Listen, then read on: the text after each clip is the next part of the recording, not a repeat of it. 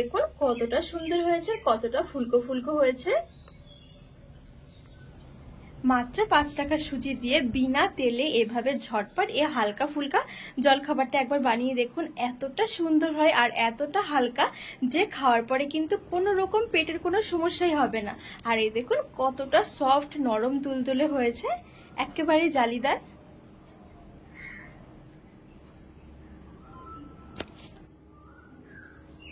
এটা পর্ব দেখার জন্য আপনাদের সকলকে স্বাগত জানাই। আজকে আমি আপনাদেরকে মাত্র 5 টাকা সুজি দিয়ে একদম হালকা ফুলকা একটা জলখাবার বানিয়ে দেখাবো, যেমন হেলদি তেমন টেস্টি। আমরা এক এক সময় ভাবি কি সকালে বা রাতে একটু হালকা খাবার কিছু খাবো, তখন কিন্তু ঝটপট এভাবে একবার বানিয়ে নিতে পারেন। আবার কিন্তু হাতে সময় একদমই কম থাকলে এই জলখাবারটা বানিয়ে সবাইকে খাওয়াতে পারেন। খেতে খুবই ভালো লাগে আর বানানো তো খুবই সহজ। মোটামুটি হাতে 10 থেকে 15 মিনিট সময় থাকলে কিন্তু ঝটপট তৈরি করে নিতে পারবেন, আর সাথে একটু সস থাকলেই যথেষ্ট। তো বন্ধুরা চলুন আমি খুব সহজ পদ্ধতিতে এই জলখাবারটা বানিয়ে দেখাবো। আশা করছি আপনাদের অনেক পছন্দ হবে। তো এখানে আমি জলখাবারটা তৈরি করার জন্য 100 গ্রাম মানে 5 টাকার আমি সুজি নিয়েছি। এবার আমি একটা মিক্সির জার নিয়ে নিয়েছি। এবার আমি সুজিটা দিয়ে দেবো আর সুজিটা দিয়ে একটু গুঁড়ো করে নেব।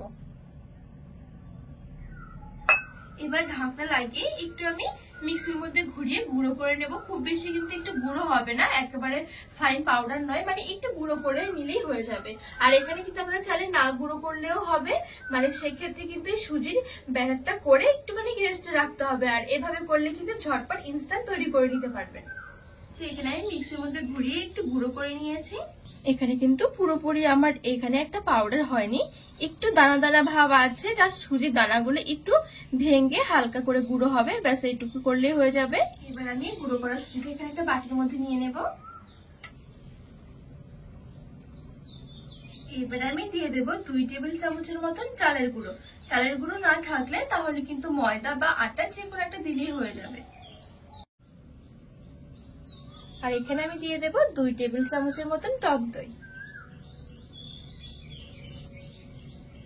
আর এখানে আমি স্বাদ মতো একটু লবণ দিয়ে দিচ্ছি আর সামান্য একটু চিনি নিয়ে নিলাম। এবারে দিয়ে দেবো আমি 1 কাপ জল। এখানে আমি হাফ কাপ সুজি নিয়েছিলাম, হাফ কাপ সুজির জন্য আমি এখানে দিয়ে দিচ্ছি 1 কাপ মতন জল। ভালো করে মিশিয়ে নেব।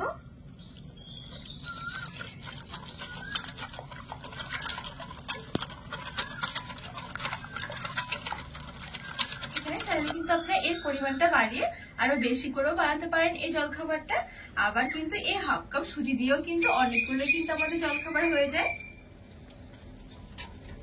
তো এখানে আমি খুব ভালো করে সবকিছু মিশিয়ে নিয়েছি। আর এই দেখুন এখানে আমি যেহেতু সুজিটা একটু গুঁড়ো করে দিয়েছিলাম, সেই জন্য কিন্তু আমার এই ব্যাটারটা গোলাতে গোলাতে কিন্তু একদমই মসৃণ ভাবে হয়ে গেছে। আর যদি এখানে সুজিটা গোটা গোটা হতো তাহলে কিন্তু একটু রেস্টে রাখতে হতো। তো এই জলখাবারটা আরো একটু টেস্টি করার জন্য আমি এখানে একটা তড়কা তৈরি করে নেব।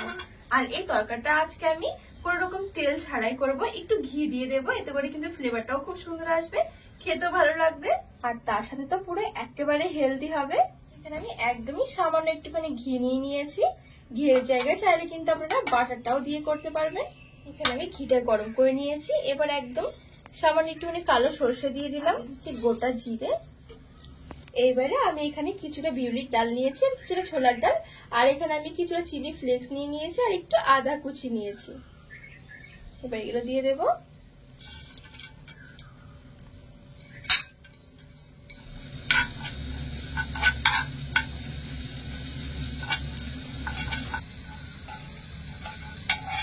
এখানে আমি সবকিছু খুব সুন্দর করে মুচমুচে করে ভেজে নিয়েছি। এবার আমি এখানে কিছুটা কারি পাতা দিয়ে দিলাম।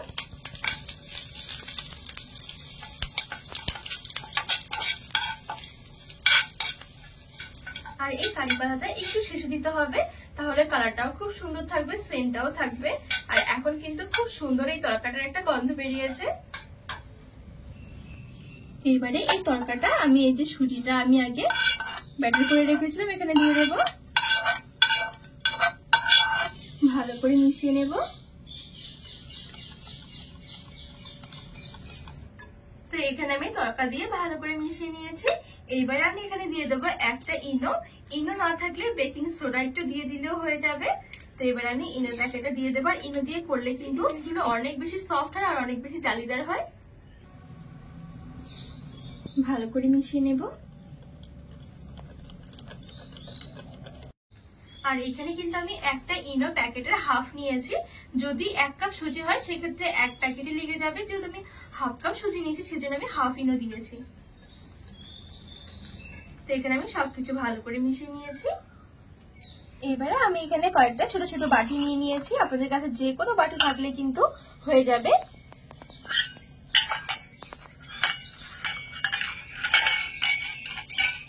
এবারে আমি এই সুজির গোলাটা এই বাটির মধ্যে নিয়ে নেব।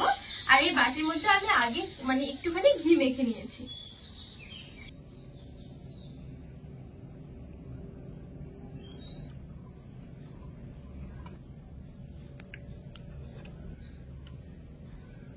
তো সবটুকু ব্যাটার এখানে আমি বাটির মধ্যে নিয়ে নিয়েছি। এবারে আমি কড়াইয়ের মধ্যে কিছুটা জল নিয়ে নিয়েছি। এই টিফিনগুলো আমি ভাপে সেদ্ধ করে নেব। আর সাথে আমি এখানে একটা স্ট্যান্ড বসিয়ে দিলাম। এইবারে আমি বাটিগুলো বসিয়ে দেব।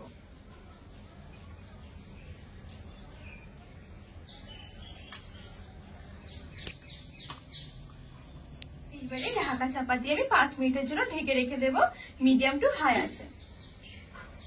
তো বন্ধুরা মোটামুটি 5 মিনিটের মতন হয়ে গেছে। খুব বেশি কিন্তু একদমই টাইম লাগবে না, 5 মিনিটের মধ্যেই হয়ে যাবে।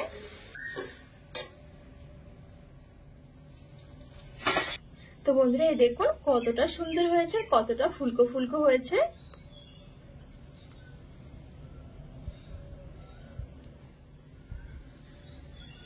এবার আমি এই জলখাবারগুলো এখান থেকে নিয়ে একটু ভালো করে ঠান্ডা করে নেব, তারপর আমি বাটি থেকে বের করব।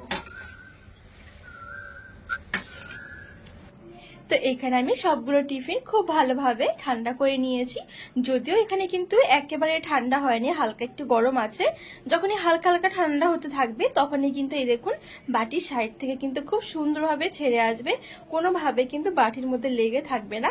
তো আমি এভাবে করে হাত দিয়ে প্রেস করে সাইডগুলো এরকম ছাড়িয়ে নিচ্ছি। এবার আমি একটুখানি এভাবে বের করে নেব। আর এই দেখুন কতটা সুন্দর হয়েছে টিফিনগুলো, একেবারে ফুলকো ফুলকো, একদমই নরম তুলতুলে আর একদমই জালিদার হয়েছে। খুবই অল্প সময়ের মধ্যে এই হেলদি টিফিনটা একবার অবশ্যই বানিয়ে দেখতে পারেন, খেতে খুবই ভালো লাগে।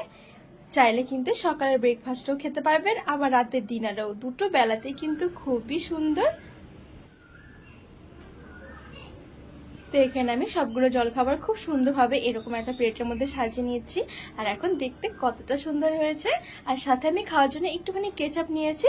চাইলে যে কোনো কিছু চাটনি, বাদাম চাটনি বা নারকেল চাটনি সবকিছুর সাথে কিন্তু খুবই ভালো লাগবে। আবার যদি এই চাটনি করার ইচ্ছে না হয় তাহলে শুধু কেচাপ দিয়েও কিন্তু অসাধারণ লাগে। আর এই দেখুন কতটা সুন্দর হয়েছে, এত নরম তুলতুলে কি বলবো। আর হাতে নিয়ে এতটা হালকা মনে হচ্ছে, এগুলো খাওয়ার পর কিন্তু কোনোভাবে পেটের কোনো সমস্যা হবে না।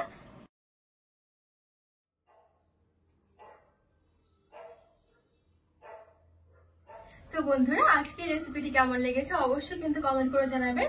আর আপনারা কিন্তু বাড়িতে ঝটপট এভাবে একবার বানিয়ে দেখবেন, খুবই সুন্দর হয়। এক কথায় একদমই তেল ছাড়া একটা জলখাবার বলতে পারেন, যেমন হেলদি তেমনই কিন্তু টেস্টি। তো রেসিপিটি ভালো লাগলে চ্যানেলটিকে সাবস্ক্রাইব করে পাশে থাকা অনুরোধ রইল।